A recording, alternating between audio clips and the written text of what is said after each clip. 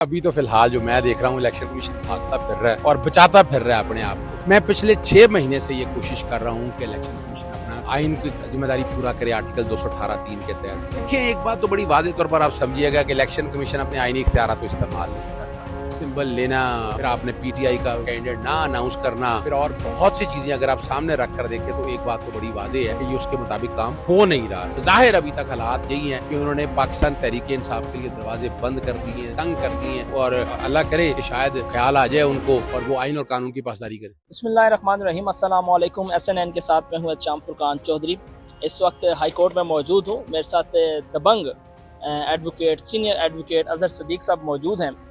आज दो चीज़ों पे बात करेंगे। सबसे पहले तो अदालती कार्रवाई, उस हवाले से भी केस की जो समाअत थी चीफ साहब की अदालत में, उसमें भी बात करेंगे, और एक सिंबल के अलाटमेंट पे क्या पाकिस्तान तहरीक इंसाफ को ये सिंबल अलाट क्यों नहीं किया, इलेक्शन कमीशन के जो मामलात हैं बीच के अंदरूनी यानी अंदर की खबर जानेंगे अजहर सदीक की ज़ुबानी। सर कैसे हैं? बहुत शुक्रिया जी, आप सुनाएं, खैरियत है?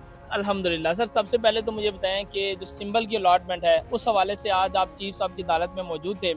क्या बहस मुबासा हुआ? क्या इलेक्शन कमीशन भागेगा, एग्जिस्ट करेगा, किधर जाएगा? देखिए, अभी तो फिलहाल जो मैं देख रहा हूँ इलेक्शन कमीशन भागता फिर रहा है सही। और बचाता फिर रहा है अपने आप को।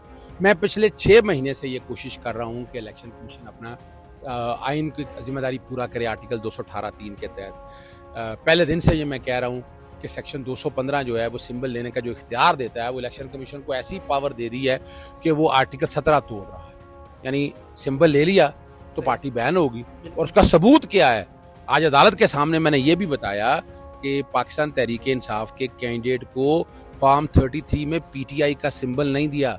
ये 2 फरवरी का फैसला है, सिंबल ना दें, लेकिन पीटीआई का कैंडिडेट भी नहीं माना। यानी उन्होंने पार्टी को इलेक्शन ही नहीं लड़ने दिया सिर्फ सिंबल लेने से।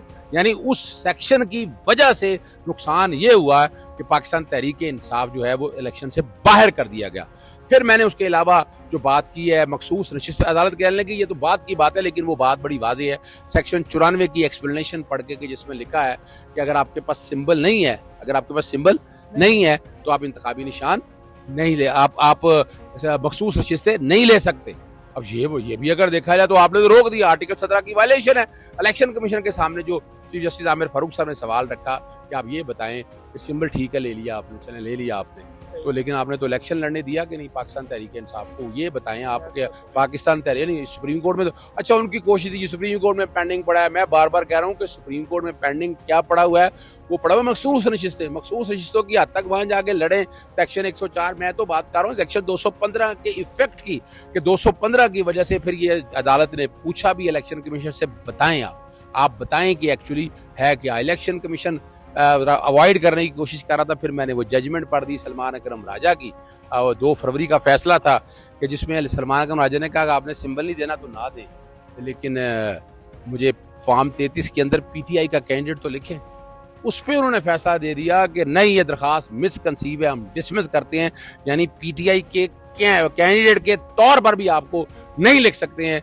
फिर रूल 94 भी मैंने अदालत के सामने पढ़ के बताया है, और वफाकी हुकूमत साथ खड़ी थी, और मैंने एक बात बड़ी वाज़ेह कही है कि इलेक्शन कमीशन अगर आइन के आर्टिकल 218(3) के तहत चलता, बल्कि अदालत ने कहा कि अदालत हो सकता है प्रोविजन को बचाए। मैंने कहा जी वो प्रोविजन को तो बचाए तब बना, लेकिन उसका इफेक्ट जब इतना खतरनाक है तो फिर प्रोविजन बचाना मुश्किल हो गया। अच्छा सर, ये मुझे ये बताइएगा, इलेक्शन कमीशन ने क्या समझते हैं, कानूनी कोई तरीके से ये काम कर रहे हैं, या अभी भी उस वक्त तो इलेक्शन में थी, लेकिन अभी भी आप समझते हैं इलेक्शन कमीशन की कुछ मनाही कोई कर रहे हैं? देखिए, एक बात तो बड़ी वाज़ेह तौर पर आप समझिएगा कि इलेक्शन कमीशन अपने आईनी इख्तियार तो इस्तेमाल नहीं करता। सिंबल लेना, फिर आपने पीटीआई का कैंडिडेट ना अनाउंस करना, फिर और बहुत सी चीज़ें अगर आप सामने रख कर देखें तो एक बात तो बड़ी वाज़ेह है कि ये उसके मुताबिक काम हो नहीं रहा है। और इलेक्शन कमीशन को चाहिए कि वो 24 करोड़ अवाम का इलेक्शन कमीशन बने, ना कि चंद सियासी जमातों का या चंद लोगों का जिनका एजेंडा उनको पता है कि वो क्या है क्या नहीं है। बज़ाहिर अभी तक हालात यही हैं कि उन्होंने पाकिस्तान तहरीक इंसाफ के लिए दरवाजे बंद कर दिए हैं, तंग कर दिए हैं, और अल्लाह करे कि शायद ख्याल आ जाए उनको और वो आइन और कानून की पासदारी करें। अच्छा सर, लास्ट क्वेश्चन मुझे बताइएगा, अदालती रिपोर्टिंग के हवाले से आप आज मौजूद भी थे कमरा अदालत में, क्या बनेगा? क्या हमारी कोई देखिए, नौकरियां आज बच जाएंगी? मैं एक बार बता दूं आपको, मैंने बड़ी डिटेल में आर्गूमेंट किए हैं। आज आज सही। जितने भी अपना पैमरा की तरफ से आर्गूमेंट से जो चीज़ें सारी सामने रखी थी, आप लोग बाजूद थे। मैंने आज पैमरा को खड़े नहीं होने दिया। वजह क्या है कि कोर्ट रेगुलेट करती है प्रोसीडिंग। पैमरा कौन होता है? और सुप्रीम कोर्ट का जो फैसला आ गया, डायरेक्टिव आ गया, उन्होंने कहा कोर्ट रिपोर्टिंग आप करें, वो लिखा हुआ है सुप्रीम कोर्ट के फैसले के अंदर। तो ये कौन होते हैं फैसला करने में रोकने वाले? और जो फिर वो डायरेक्टिव जो जारी किया है, वो हम फंस गए हैं। वो डायरेक्टिव बता दें किस कानून के तहत किया है। फिर वो जिक्र कर रहे थे कि अपील में जाएं। मैं कहा जी अपील में किस में जाना है? अथॉरिटी का फैसला, अथॉरिटी यहाँ है, मैं उसमें अब नहीं गया, मैं नहीं छेड़ना चाहता अथॉरिटी को। लेकिन मेरा है डिसीजन कौन सा? काउंसिल ऑफ कंप्लेंट का फैसला है? ये कौन सा फैसला है? पहले तो ये बताएं कि ये कानून के तहत एक फैसला दिया है, उसकी मैं अपील फाइल करूं। और अपील मैंने नहीं फाइल करनी है, अपील तो फाइल करनी है चैनल ने। तो चैनल तो आया नहीं। अगर चैनल आता तो बात वो थी, बड़ा बारीक फंस गया। और अदालत बड़ी वाज़ेह, अदालत कहती दुनिया का दौर, इंफॉर्मेशन का दौर है, पूरी दुनिया में देखा जा रहा है, लाइव स्ट्रीमिंग हो रही है, कवरेज हो रही है, और जो आज भी जो टिकर चल रहे हैं वो भी आप देख रहे हैं। इन सारी चीज़ों को अगर सामने रख कर देखें तो हम रोक नहीं सकते। हम यहाँ डिसइंफॉर्मेशन की हद तक अगर आप रहते हैं तो बात बना कि हम भी इत्तेफाक करते हैं कि गलत इन्फॉर्मेशन देने वाले के खिलाफ आप एक्शन लें, आप भी इलेक्शन लें सारे। लेकिन ये नहीं है कि आप सारे ही बंद कर दें। और सवाल बड़ा ज़्यादा, मैं अदालत करेंगे ये क्यों डायरेक्टिव जारी किया? मैंने कहा जी मैं बता सकता हूँ, मुझे पता है, और मैं आपको बता देता हूँ। वो साइफर की जब हियरिंग चल रही थी और जब हामिद अली शाह साहब ने वो डोनाल्ड लू के खत के हवाले से साइफर जिक्र किया कि वो जनाब वजूद है और वो टिकर चले थे, वो बड़ी मुसीबत पड़ गई थी उनको पूरी दुनिया के अंदर। और उसके बाद एक्चुअली ये डायरेक्टिव जारी हुआ। Thank you so much sir, thank you so much.